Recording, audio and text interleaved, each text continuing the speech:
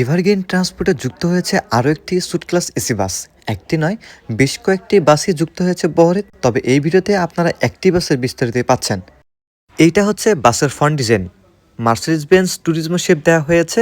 আর যে front design দেওয়া হয়েছে সেটা মোটামুটি ক্লাসিকই বলতে পারেন।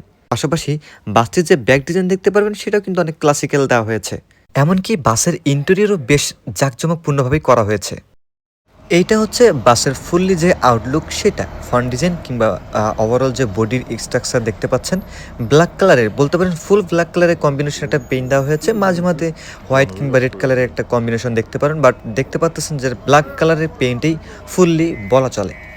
এবং পিছন দেখতে পাচ্ছেন এভারগ্রিন লেখা আছে, প্রিমিয়াম সুট ক্লাস একটা বিষয় লেখা আছে, এভারগ্রিন ট্রান্সপোর্ট বিটি একটা তাদের লিঙ্ক আপ সেটা লেখা আছে।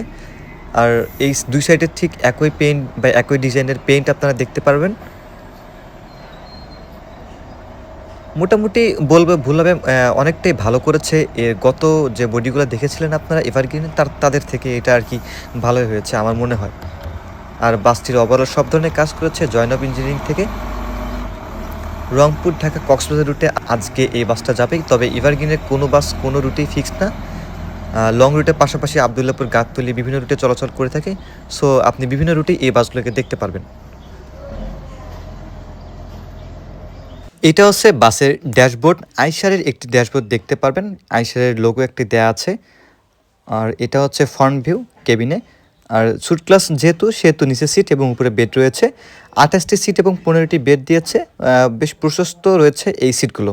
আমার দেখে মনে হচ্ছে কমফোর্টেবল বেশ ভালোই দিতে পারে এই সিটগুলো।